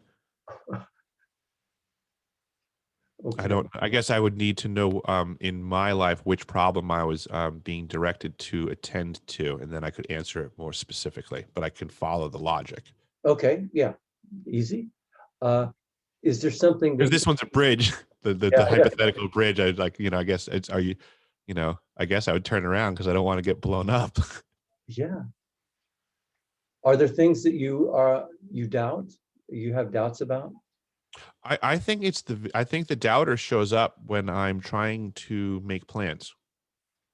Okay. And I think it's a lack of an ability to see the outcome the way that I want it that causes me to have doubt. I'm not very imaginative. Mm-hmm.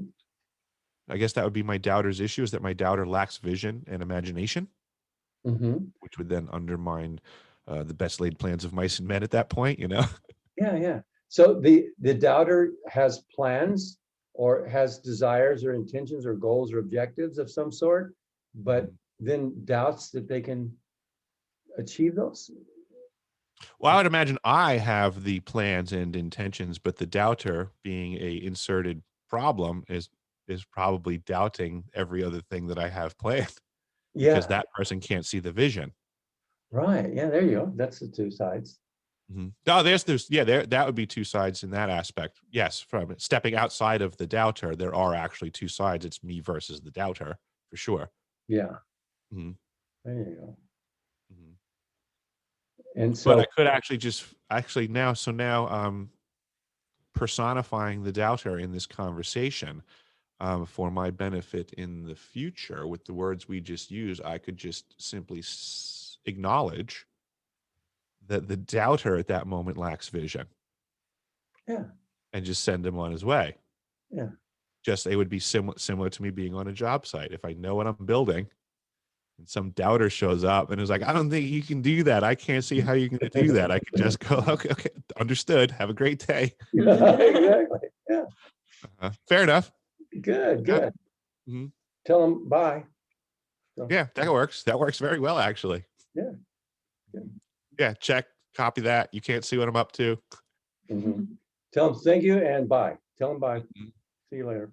Take Okay. that sellout with you. Yeah, yeah, yeah. Well, coming up. Okay. Okay, where's that little sellout? Yeah, grab that Okay. little sellout and run out the door, would you? Yeah. Okay. Let's take a look at the sellout and see if did he leave? Sometime they will go with. Hmm. Hmm. I wouldn't be able to. He doesn't seem to be actively giving me a problem right now. Yeah, yeah, yeah. Let's do a quick scan there, see if the sellout's still in space, hiding out, keeping quiet. Yeah, he's there. Okay, he's still here. He's trying to go. He's pretty much like, imagine him staying quiet, but the moment he sees that like he's gonna benefit from giving anything that you have to the other parties, where it is information, emotional feelings, states, whatever, he's gonna show up. But more like he's gonna be quiet and wait for the moment to act. in that way. And actually, that makes perfect sense because now if doubt has walked out of the room, the sellout doesn't have much to work with. That makes sense. Okay. Um, Doubt has left the building. good, good. And so did the little sellout leave too? God. Still there. He's lingering. Yeah. He's like Oh, close to the yeah. door, but just Okay. You go, okay. So imagine being able to look the sellout, look right at them without judgment, and say, "Hi, how you doing?" What seems to be the problem? Hmm. Interesting. What seems to be the problem, Mr. Sellout?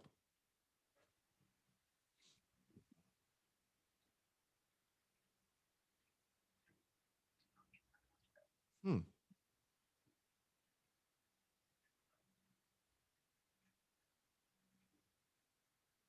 I don't know. I'm feeling like it's rather muted at the moment. Okay.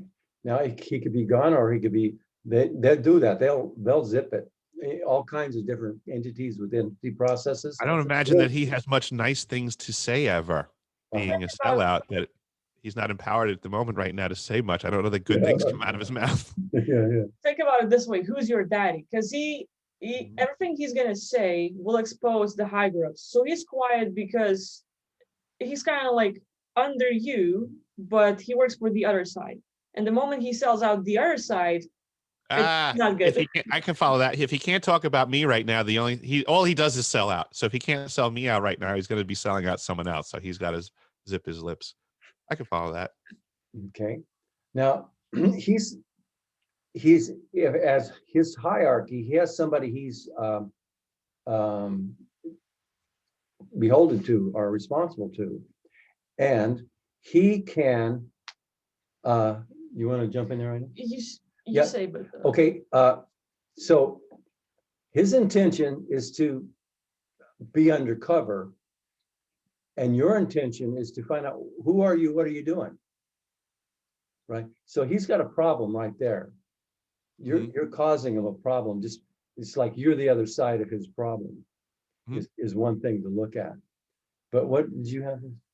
there's two things. Think of it like he has a need that is not met, where it is wanting to be acknowledged, wanting to be loved or something. There's a reason why he's selling you out and working for the bad guys. Because he's not doing it like, hey, I'm gonna have fun doing this. It's more like a kid asking for something, not getting it from you. So he's gonna do it to the other guys, but selling you out instead.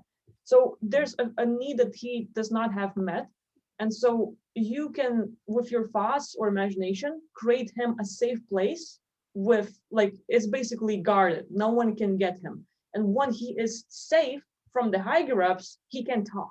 Because it's kind of like your oath to not say a thing about the Navy. He has the same thing for the higher ups. If you give him the safety and no one can get him, then he can talk all he wants, and you're gonna see like the whole picture. Wowzers. This stuff gets crazy sometimes. Yeah. I'm not sure what to do with this sellout guy. It seems weird to me. Right. So I would basically, let's say, invite him to a different room in that place you are. But that room will, let's say, have guards and all the laser systems and all kind of defenses from the bad guys. Like he's super safe. Like this is the sanctuary that everyone could wish for. It's kind of like this, Eric. In your wild imagination, your powerful imagination, they live in that world, but they don't have an imagination themselves, and they're usually on orders, programmed, and they're these kind of entities we're dealing with. And so when you can imagine something, you want to imagine where it's safe for him to talk to you or safe for him to get away. It was when you were saying that, Akvile, about the room and the space, I was going in that direction, and it was starting to give me more function to this form, because prior to that, it was almost like I was trying to imagine an image of excuse me, an image of the sellout. And quite frankly, it was almost like it was making my mind go like black. Like I'm not seeing anything there, and I'm having trouble focusing on this sellout. But when you started talking about the room and a safer space, I was starting to imagine that. So I guess trying to focus on getting in a safer space to engage the sellout, because apparently this dude does not want to talk. Yeah. I'm trying to picture a space, but then it's like, in a way, I'm trying to picture a space in my mind's eye. It's like, well, now I'm trying to picture a space that's safe for he and I. The I part being the easier part, but I don't seem to be able to identify the space that is for his comfort. Oh, like usually I do this. Think of, let's say, your favorite place to go to. For example, oh, it's a nice beach and there's like, let's say, woods close by and like the palms and it's like very warm. Like it's like, damn, it's so relaxing. Like the heaven place, that like secret paradise that you could go to. It's Okay. like the place where he would like to be. That's also safe, where no one else can get. It's like his secret dream world. Okay. I can picture a dude on a beach that I know, and it's him, and he's pretty much in a hoodie. I can't see him. It's like I'm behind him, he's on the beach, and I can see the dude standing there. So I can get that much of a visualization, I guess, and proximity. All right. And so, What was it? What yeah, should I communicate? I would say like reassure his safety. Like let's say with your Okay. thought, just create this shielding or whatever where no one else can enter. Okay.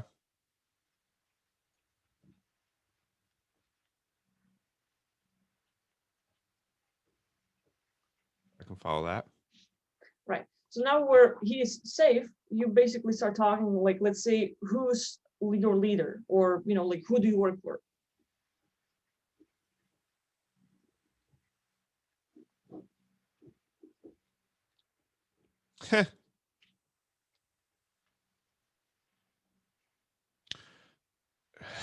I'm just getting they're bad dudes. They're bad dudes. They're really bad dudes. All right. You want to say like you were? Oh, you want me to take over? Yeah. Oh, Well, you're getting both barrels here. yeah. Yeah. You're doing great. Yeah. Forgive him for being a sellout. No hard feelings. He's got I you know something? I can follow that. It's his job. He's not me. Yeah. I mean, if that's his gig and the job that he took in life, I've met a lot of street rats and people do things to get by, and it is what it is. So I can't really, I mean, for all practical purposes, that little sellout's got kids to feed. Exactly. So I can look at it that way too. Yeah, good deal. And tell him he can stay there as long as he wants, and tell him that you're giving him the power to change his disguise or his features, change how he looks. So if he wants to go be completely free, he can leave this place and be unidentifiable by those baddies that he's been working for. Assure him that you can give him that power and that ability. I could actually, that's funny. My brain can go that way. Because now looking at similar circumstances with other folks that I have met, I have at times tried to communicate to them that they can do different things as well. You don't have to do that. There are other options, and I get some people don't necessarily know that, and they may need someone to tell them that at some point. So maybe I can turn my sellout onto a new profession. Okay. Yeah, he's got skills. He's got marketable skills, and he can do it under his own power. Yeah. Okay. So is feeling better about this particular character? Yeah, actually, I was just thinking in my head. I guess we're hitting that nice part after the storm again. Yeah, good. Yep, I was just thinking that. Okay.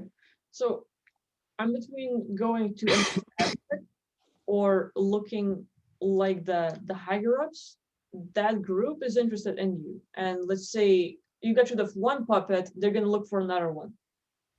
And Yeah, let's look at Yeah. the higher ups who's been, pushing people at you to, do that kind of work. Oh yeah. Yeah, let's do that. That's a good idea. now, Yeah, show me some heads to look for. Eric, do you want to go there yourself, like ask questions and just receive information to know who it is, or would you like me to dive in and just deal with it? I'm gonna let you go for it right now. I'm gonna take a quick breather, Okay. or I'm gonna let some more tension off of my chest. Okay. Thank you. Thank you for asking, though. Sure. Mhm.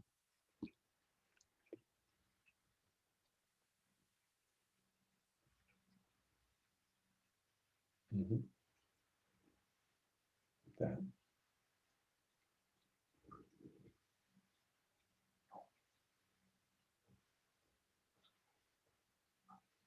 That.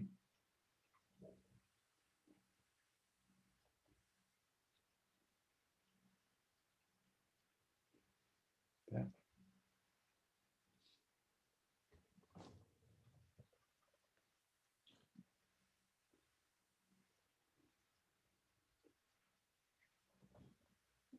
That.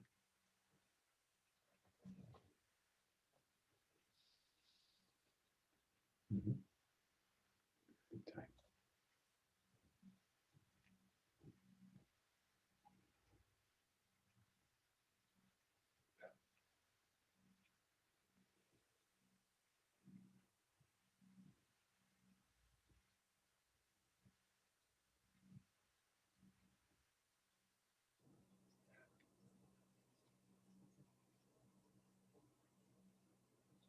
Mhm.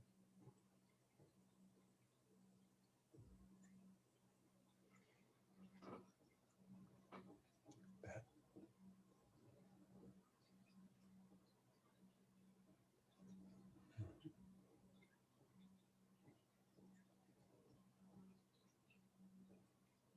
That. Yes. That.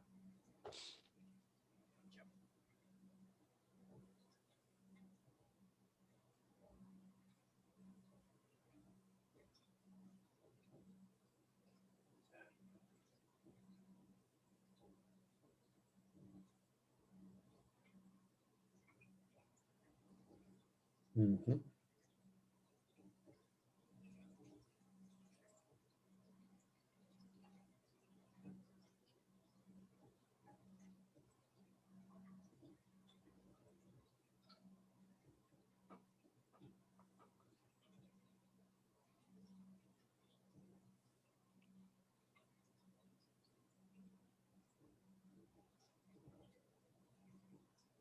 That.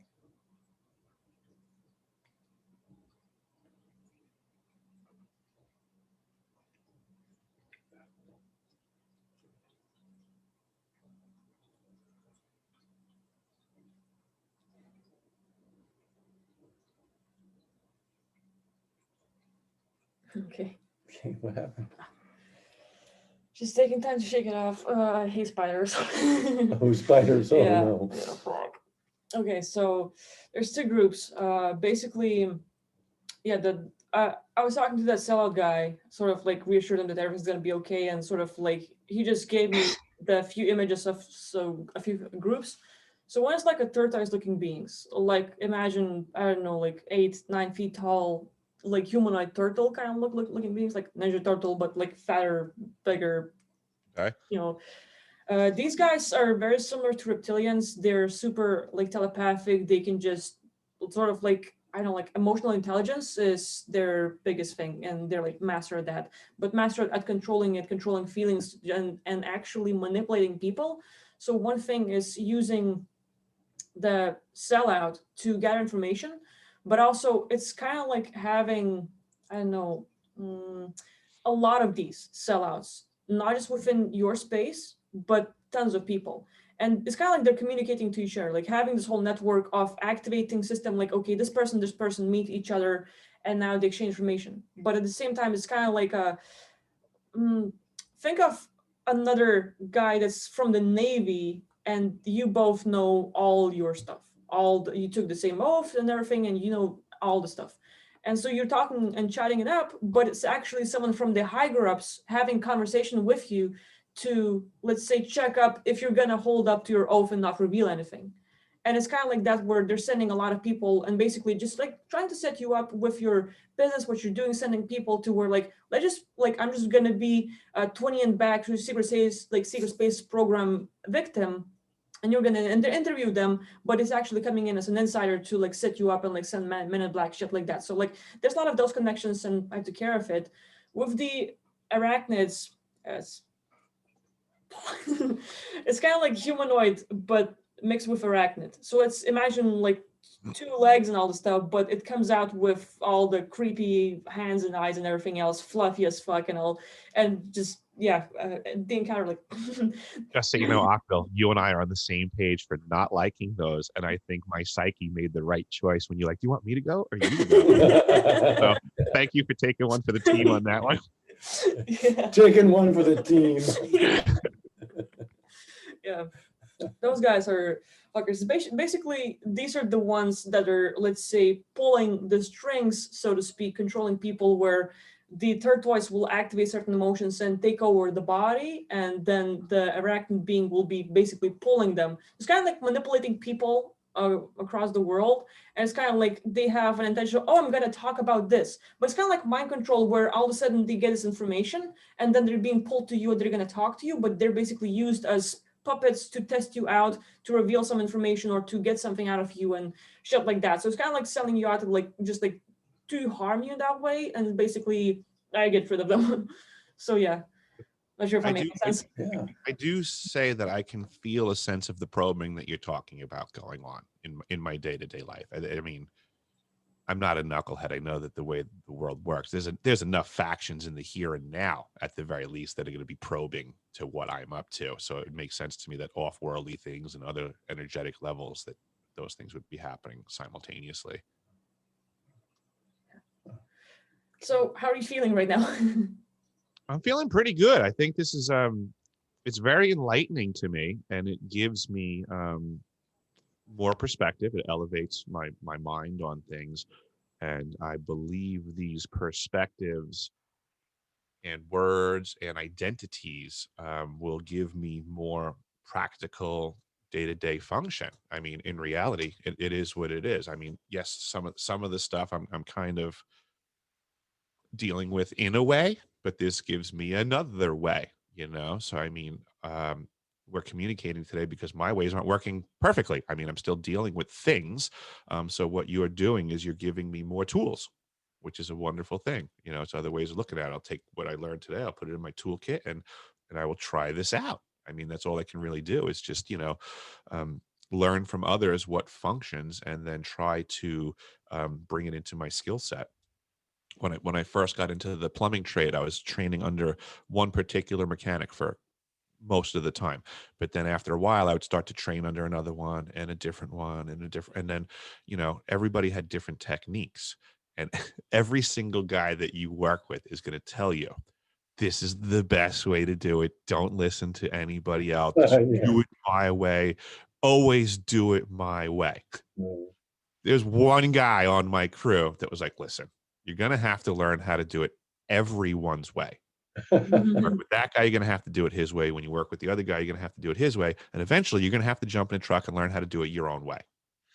Yeah. And that's the way I look at this, is that I have a way that I've been doing things. You guys are kind enough to share to me your way of doing things. And I'll try to incorporate that into my skill set, and hopefully it gives me benefit, you know? Yeah. It may or may not. We may need to have more conversations on it. And I'll say, you know, that trick that you taught me didn't work out so good. What else? Who knows? You know, but this is why people need to communicate and engage and get out of their damn houses so that we can experience each other's experiences. Yeah, that's good. All right. So what? 3 more left? Yeah. Yeah. Which ones are left? Which one we handled? Which ones did we handle? Oh, so the doctor is gone. The seller is gone. So then the untrained fighter and the exhausted. Yeah. Yeah. Okay. So 2 more. Okay. You're not off the hook yet, buddy. Go get him. Okay, so the which Untrained fighter, I guess. yeah, we'll go after the untrained fighter. And you guys have fun for a minute. I'm going to take a little quickie break. Oh, all right. So like Anybody else? with the question, you want to give the question first? Yeah, well, we're going to focus on the untrained fighter as an entity phenomena. And okay, let me tune in again. Can you get in touch with this beingness of being the untrained fighter, like get that feeling state going? Or Trying it right now. okay, good deal. From the perspective of being the untrained fighter, what seems to be the problem?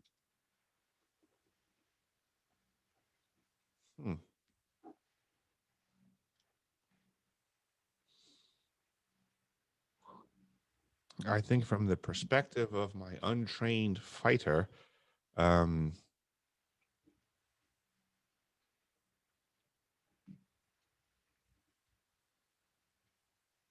don't have enough time. He seems rushed, hasty. He's hasty. We don't have enough time, so he can't. I guess he can't see that we have the timeliness to rectify the problem. So in the haste, it's like jumping into a bar fight. Yeah, I like get jumping it. into a bar fight instead of calculating a better method. Yeah. Don't have all the time for that training and all the, don't have time to do it right. You just got to fucking do it kind of thing. Right. Which gets you knocked silly lots of times. Yeah. Okay. Mm-hmm. Okay. Tell them what really understand that issue and that you can take over from here. Mm-hmm. Yep, I can see that. Yeah, that there's haste makes waste, so to say, and we're not looking to get wasted in the process. So we can I've a statement that I learned at the South Pole: take the time it takes, and it'll take less time. Yeah. I've always liked that one since I heard it. Okay, so we're looking at just communicating with this entity and allowing him to wake up and release or let go. So has that happened, or is that in the process? I think that communication can work like that. Excuse me, that I can identify that there are times where my untrained fighter may want to move with haste, and that may be to my detriment, and that I need to be more cautious and calculated for sure. I mean, that matters. Yeah. And what are some of the things that you have in common with the untrained fighter?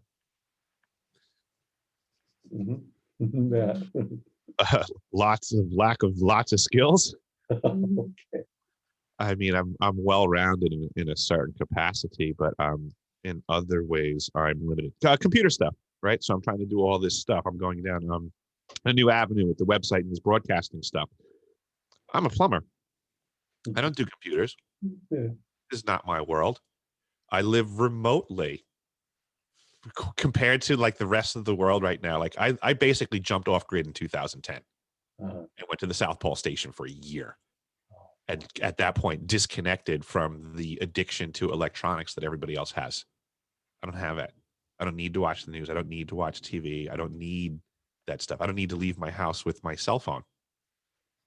You know, that's how disconnected from electronics I am. But with that being said, I'm not an expert in them at all. I have no idea what I'm doing. It's hilarious. So I'm completely an untrained fighter in the arena of electronics and what I'm actually trying to do right now. Okay. Good deal. Looks like we're Just done. learned how to make my letters bigger in my email because Akvile does. Oh, yeah. Okay. I was like, she wants the letters bigger. I should probably figure that one out. Okay. The next one. Yeah, I'll just like ask again. Yeah. Does it feel like that untrained fighter left the room? I'll let you guys communicate. I'll be right back. Yeah, it feels like Oops. he doesn't feel like he's massively present at the moment. Okay. I'm sure I don't run over the dog here. Ah, Yeah. Okay, your good. dog yelps. So you guys continue. I'll be right back. Thank you, sir. Right. And the other one was the exhaust one, right? Yes. Yeah. So So, the yeah. exhausted guy, let me try to link up with his mindset. And like specifically the feelings in the morning that you have. Mm-hmm. Okay. Yeah, just almost a disbelief of like, how can I be this tired? Is the way my brain is going.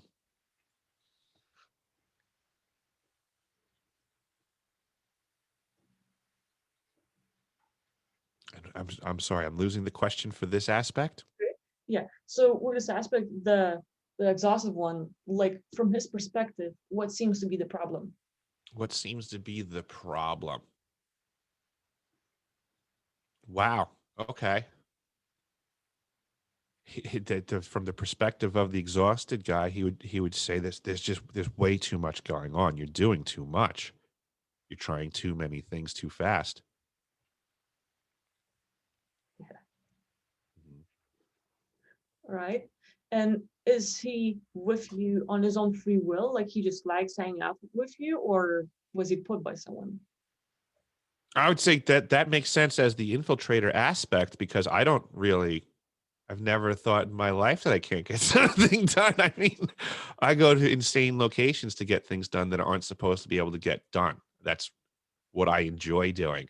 So again, I can appreciate when you say that this is like an infiltrating thought. Yeah, because that's not me. You know, I don't ever think that you can like put something in front of me I can't accomplish. I mean, that's my one of my favorite things back in the day was when I would get a phone call from someone and they would say to me, I don't know if you can help me because 6 plumbers have been here before and none of them could figure it out. And those were my favorite calls because I was like, I'm so on my way. Like I might even do this for free. If it's challenging enough, I might do this for nothing just because it's that much fun now, you know? Yeah. They said, well, what is it going to cost? Don't worry about what it's going to cost. Let me come over there. I want to see what these 6 knuckleheads couldn't figure out. Let me just fix it for you. And then it sounds like you'll probably pay me anything I ask for when I'm done. Yeah. So those types of things are more my preference than to sit around thinking I can't get things done and that I'm doing too much. Makes sense. Now, does this exhausted one likes being with you or not really?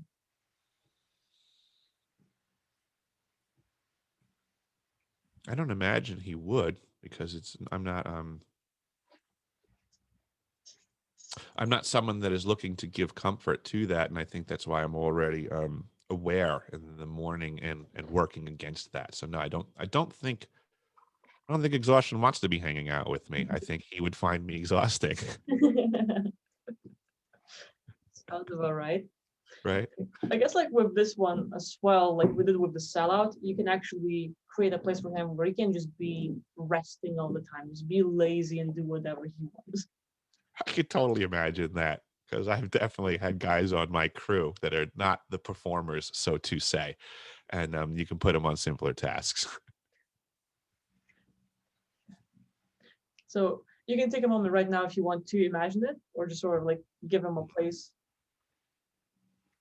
I'm gonna put him right back to bed. I mean, that's basically what I'm going to wind up doing with that guy for the time being. Is that I can imagine in the morning that I'm going to get up and get to it. An exhausted guy can hang out and chill out, and he can come out whenever he wants. Right. I got a nice bedroom. He'll be nice and comfy. One thing you can do, you can make like a duplicate of your bedroom, but make sure it is separate from yours. You don't want him hanging around in your space. You want him to Okay. have his own space. Okay.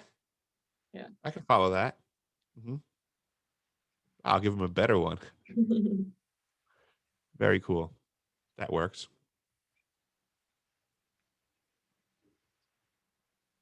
I can follow that. Right. And does it seem like the exhausted one has left for the better life? It seems like he just pulled the covers up.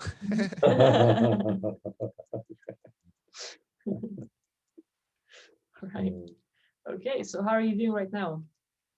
I'm feeling pretty good, Akvile. Good.